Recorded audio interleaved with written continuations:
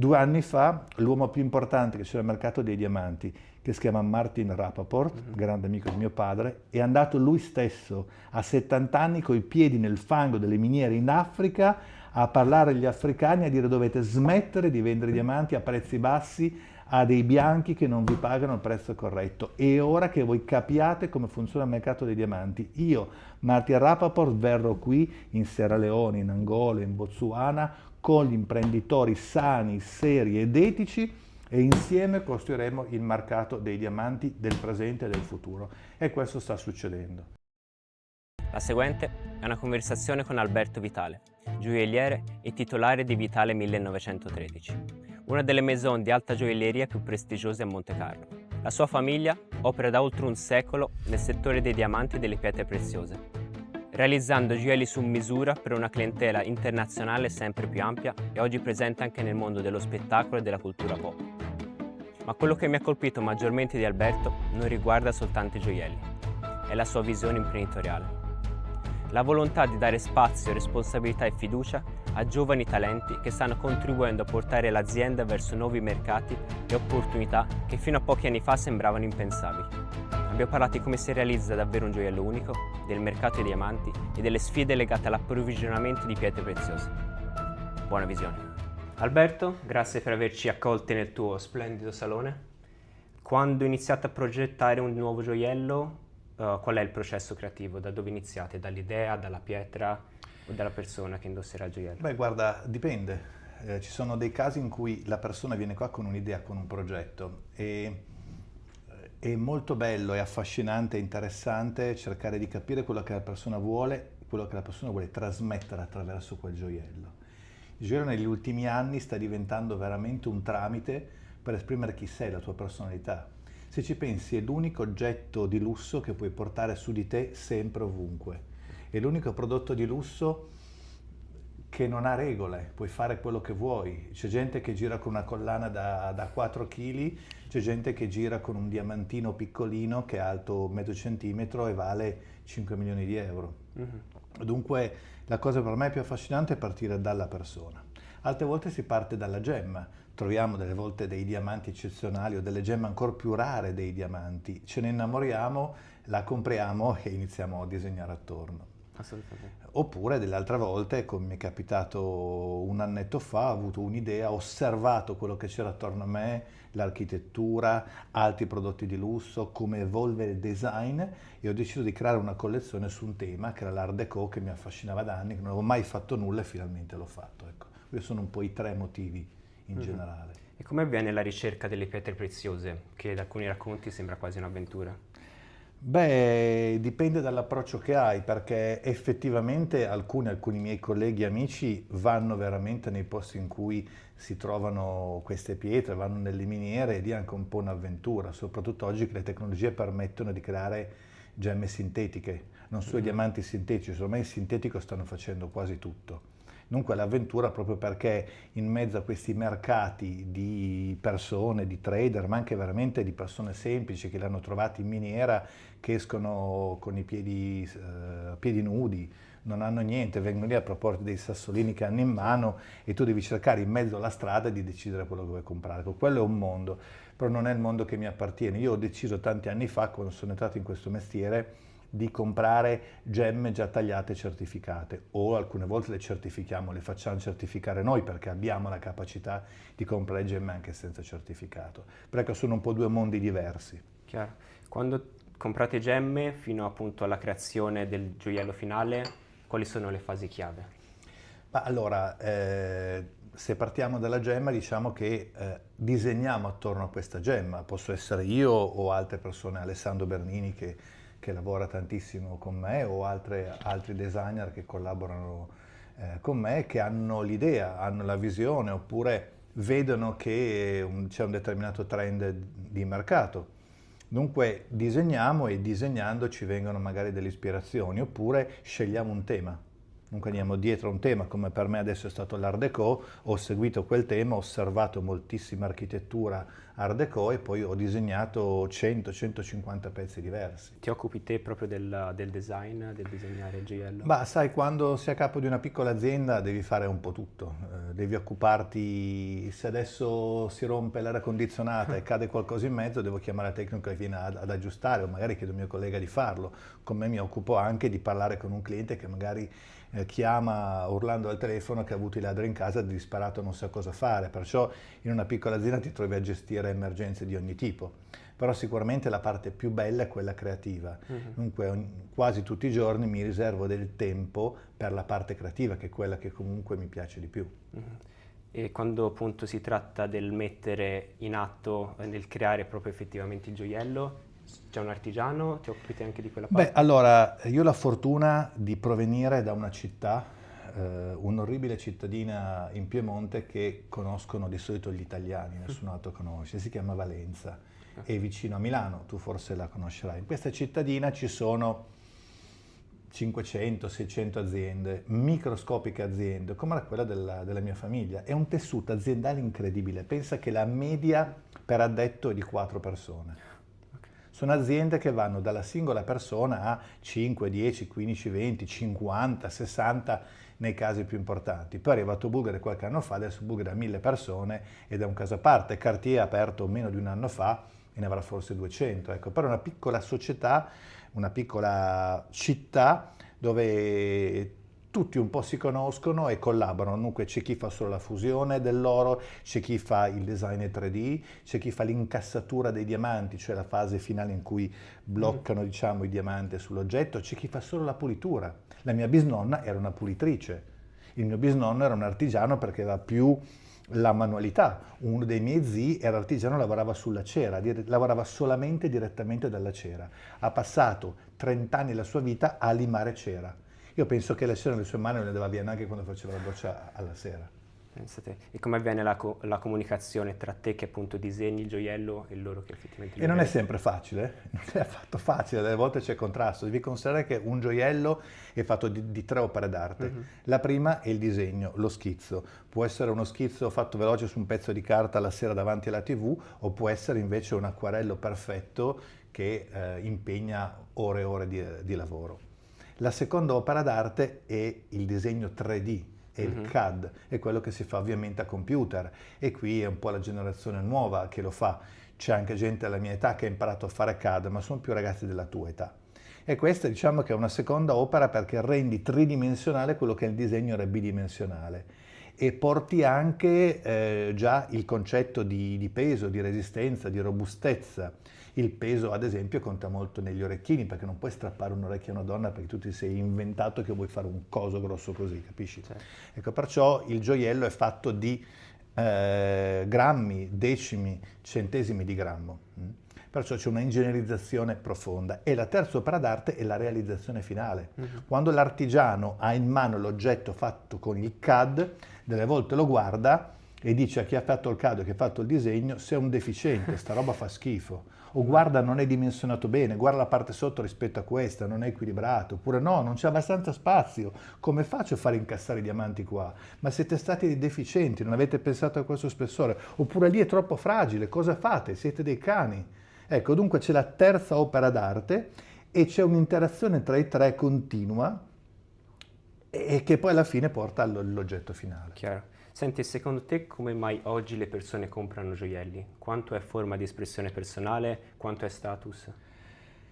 Ma è un po' tutti e due insieme, lo è sempre un po' tutti e due insieme. Ovviamente chi va da grande marchio e compra l'oggetto è quasi solo status, però delle volte c'è anche la scelta della pantera perché ti piace la pantera o il serpente perché ti piace quello, oppure ci sono delle scelte, ma lì è veramente solo status. Invece negli altri casi è un po' tutte e due, ecco.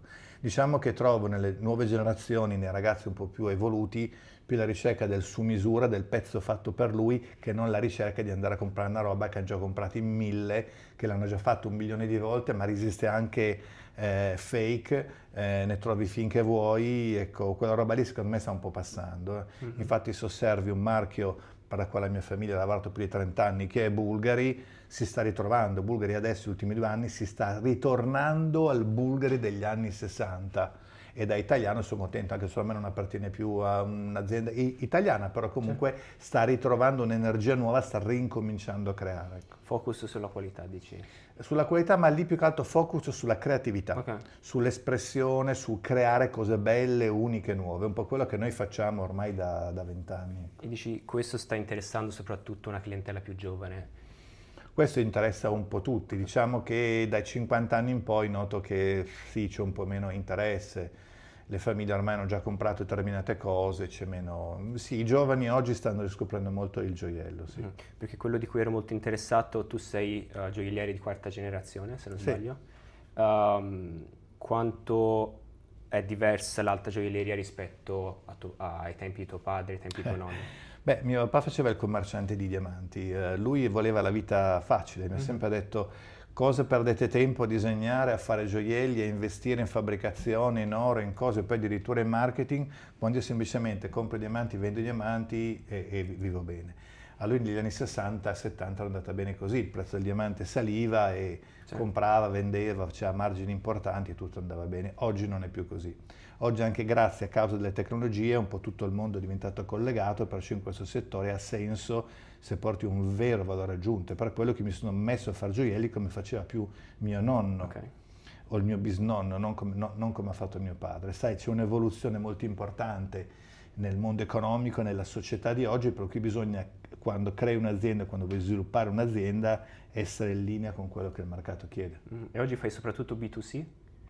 Sì, io ho deciso, quando è mancato il mio papà nel 2008, di rivoluzionare il nostro modo di lavorare. Lui era convinto che il B2B fatto a Valenza fosse l'unica cosa utile. Lui vedeva Valenza come centro del mondo ed era in parte ancora oggi il centro del mondo per l'alta gioielleria. Dunque lui diceva, io sono a Valenza, tutti mi conoscono, conosco tutti, qui sulla piazza sono conosciuto, accettato, forte, qui mi muovo. Assolutamente. Io invece ho avuto l'intuizione, penso corretta, di chiudere quel capitolo della vita della mia famiglia e di aprire qua, rivolgendomi a una clientela sofisticata come quella di Monaco, anche perché io comunque da giovane disegnavo, dipingevo, sono un artista, dunque per me il momento più bello, oltre a quello col contatto col cliente, è quello in cui creo qualcosa.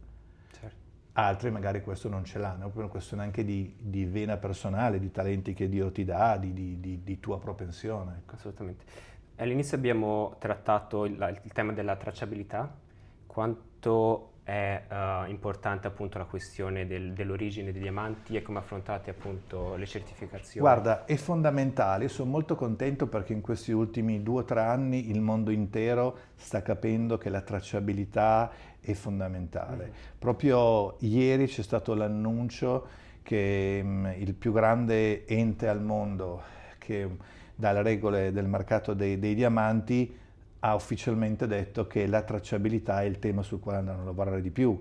Il più grande laboratorio di gemologia al mondo qualche giorno fa ha acquisito il 30% di un'azienda che si chiama Tracer, che sono i leader mondiali sulla tracciabilità. Dunque sta succedendo quello che io già raccontavo ai miei studenti 5 anni fa, 6 anni fa, peccato che non mi sono registrato all'epoca in aula, già dicevo la tracciabilità è la cosa più importante. È la più importante perché i giovani vogliono sapere da dove arrivano questi diamanti. Quello che DiCaprio ha fatto vedere nel film 20 anni fa, un film che mi ha scioccato all'epoca, Blood Diamonds, cioè diamanti che arrivavano da mani sporche di sangue, da lavoro minorile, da maltrattamenti, queste porcate qua oggi non sono più accettabili, non si possono più tollerare, questa roba è finita, è morta.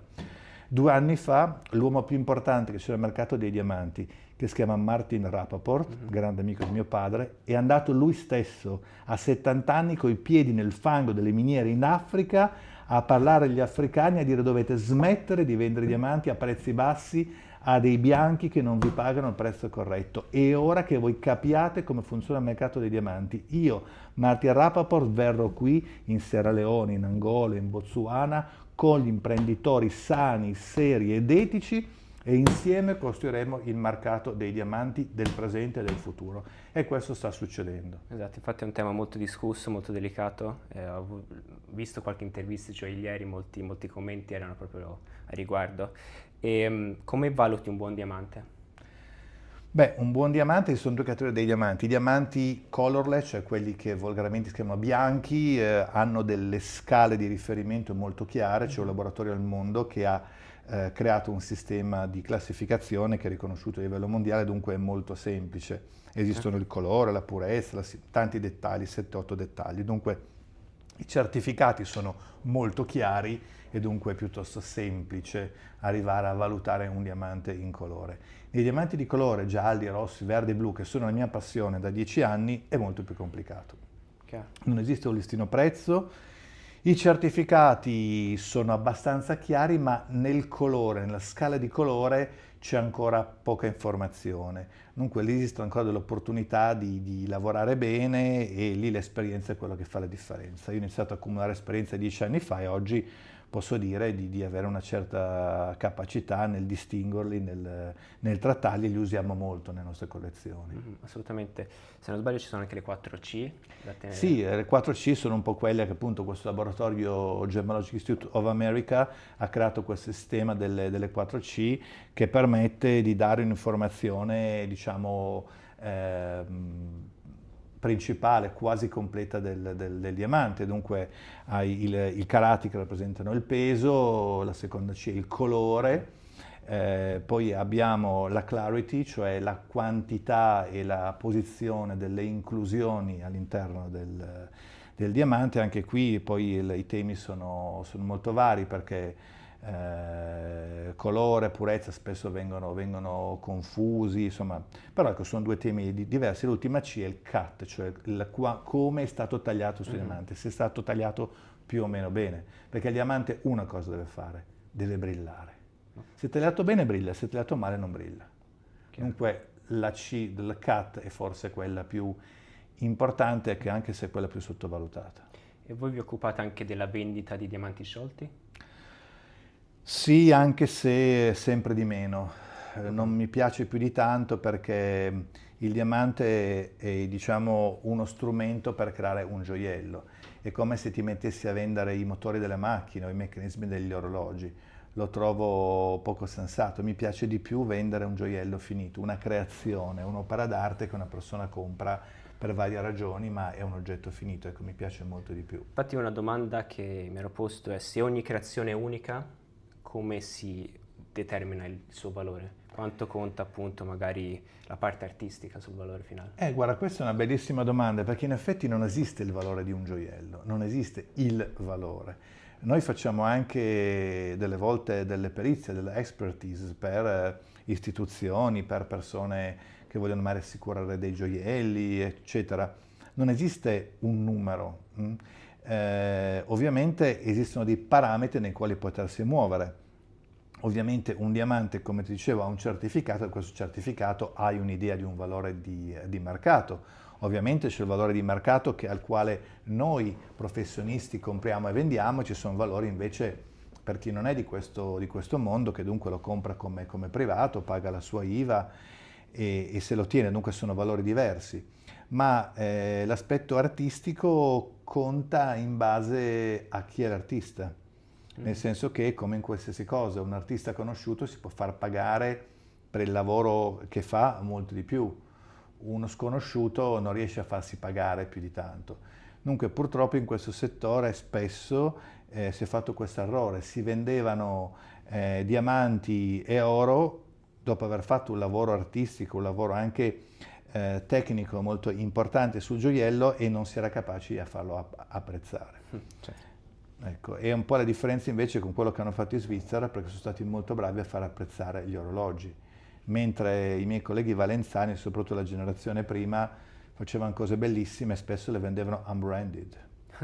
Dunque è un grosso problema. Io continuavo, quando sono entrato in questo mondo, osservavo il loro modo di vendere. Io che venivo comunque da una società di consulenza, che per me il branding era tutto, vedevo questi poveracci che vendevano gioielli unbranded, e poi il gioielliere di Pazzesco. New York, ma come anche di Pavia o che ne so, di Bordeaux o di Buenos Aires, comprava questi gioielli e li rivendeva come suoi e che non aveva fatto niente, li aveva semplicemente comprati e rivenduti. Dunque questo perché nel tempo gli italiani, i valenzani non hanno mai investito nel far capire il lavoro che facevano di design e il lavoro ingegneristico che c'è dietro. Mhm. C'è una creazione a cui sei particolarmente legato? Sì, sono delle collezioni soprattutto, qualche pezzo, perché sai, magari un'idea che ho avuto che mi piace molto, magari era una sfida tecnica riuscire a creare un oggetto con determinate caratteristiche, ci sono delle gemme che mi emozionano di più, altre che invece trovo noiose, questo sicuro, ecco, è Mhm. molto personale. Posso chiederti il gioiello più costoso che hai venduto? Sì, abbiamo fatto delle volte dei gioielli che costavano tanto perché c'erano diamanti molto importanti. Ti posso dire il diamante più grande che ho avuto era un diamante da 40 carati, Mhm. quella è stata veramente una gemma incredibile.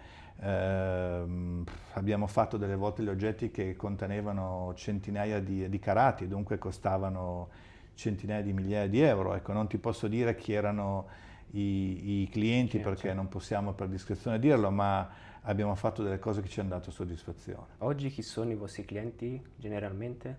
I nostri clienti sono clienti che amano la gioielleria, che vogliono trovare qualcosa di diverso. Spesso sono clienti che hanno già comprato gioielli da altri, che sono Ok. già andati magari dai brand soliti conosciuti e che vogliono differenziarsi. Spesso sono clienti un po' più furbi degli altri, nel senso che non si accontentano di una qualsiasi gioielleria. Arrivano, vogliono capire, studiare, modificare le cose, farle come vogliono loro, pretendono di essere ascoltati, pretendono Mhm. di imparare delle cose. Dunque è un cliente piuttosto Che raffinato, conosce comunque. che conosce o che vuole conoscere. Ok. E come mai vengono da voi rispetto a magari le grandi maison internazionali che possono dare quel simbolo di status? Ma sai, ogni tanto ho invitato anche i miei studenti, l'ho anche fatto ieri che ho finito il mio corso di università e come esame gli ho dato proprio quello di andare in giro nelle gioiellerie del Mhm. circondario a cercare di comprare un anello di fidanzamento per vedere come venivano trattati. E ti posso assicurare che ogni anno gli studenti mi danno feedback sempre diversi perché poi il tempo cambia, però alla fine dei grandi brand, come quando vai a comprare un'auto da un'azienda molto grande, anche un giorno un'azienda molto grande, sei un numero e cercano di venderti qualcosa che hanno lì. Non c'è forse quell'attenzione per il cliente che possiamo avere noi e soprattutto non riesce ad avere una personalizzazione e dunque da noi vengono clienti che sanno quello che vogliono o che vogliono qualche cosa in più, ecco. Chiaro. Allora, abbiamo detto prima che non possiamo fare nomi, però quanto sono famose le celebrità più importanti che sono venute da voi? Ma sai, noi abbiamo avuto la fortuna di avere sportivi, cantanti, adesso non posso citarti dei nomi, però abbiamo avuto famiglie nobili che sono venute da noi. Noi lavoriamo anche in Giappone ho incontrato un membro della famiglia Mm. imperiale che mi aveva chiesto di disegnare un paio di gemelli per lui.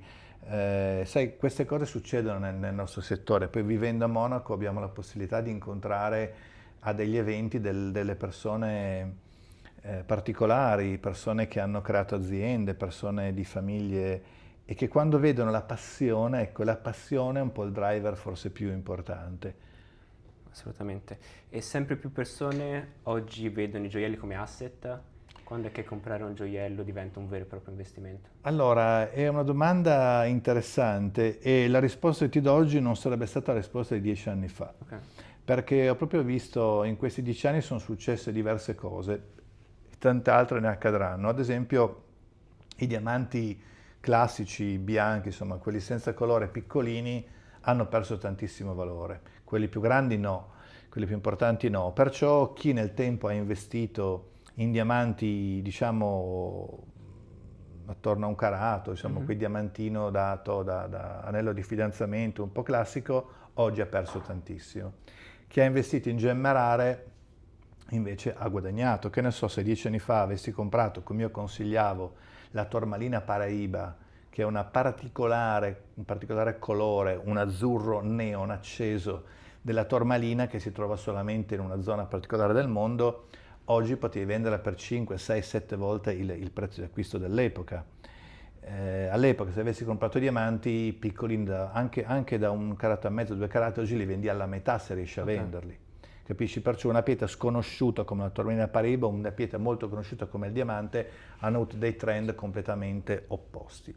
Se parliamo di gioielleria, se vai a comprare dei gioielli di brand importanti, alcuni sono riusciti a comprarli magari a condizioni particolari, in aste, piuttosto che, e magari non hanno perso soldi, ecco, ma dire che guadagni comprando gioielli forse non è proprio una cosa corretta. Il gioiello, diciamo che mantiene il valore, il gioiello può permetterti di trasferire una ricchezza da un posto ad un altro, il gioiello non paga imposte, ha tante particolarità, ma fare un investimento in gioielli, li compro oggi, li vengo domani, non lo trovo un investimento che chiunque può fare. Ecco, bisogna creare un'azienda specializzata e farlo, non è per una persona che vuole farlo una volta nella vita tanto per fare. Ecco. Certo. Senti, parliamo spesso di diamanti, no? Però alla fine questi diamanti vanno messi da qualche parte. Sì. Che ruolo ha il metallo nella valorizzazione di un diamante, appunto, nella creazione finale di un gioiello? Sai, nell'alta gioielleria l'oro, per quanto oggi l'oro costi tantissimo, tanto di più che qualche anno fa, però nell'alta gioielleria il valore dell'oro è pressoché nullo, cioè non impatta mai in maniera molto importante, perché le gemme, soprattutto i diamanti importanti, costano 1000 volte di più, perciò il valore dell'oro su un gioiello di solito è residuale. Assolutamente. Possiamo vedere cosa hai nella scatola? Ma qui guarda, stavo lavorando prima una collezione nuova che non ho ancora fatto vedere a nessuno. Okay. Sei la prima persona a quale la faccio vedere. Sono Onore. dei pezzi di questa nuova collezione che è ispirata all'Art Deco. Andavano di moda e dunque abbiamo ripreso, vedi, abbiamo ripreso delle linee. Qui ho riportato anche il nostro logo, ma è quasi un caso che andasse bene con quest'epoca storica, ecco. Diciamo che abbiamo scelto di creare anche degli oggetti con dei design dell'epoca, però con magari tecnologie moderne che ci hanno permesso di, ad esempio in questo caso, queste righe nere è l'onice, che è una pietra che viene tagliata su misura così, ed è molto complicato tagliarla in questo modo. E questo è un orecchino, vedi, è un oggetto con una personalità molto forte.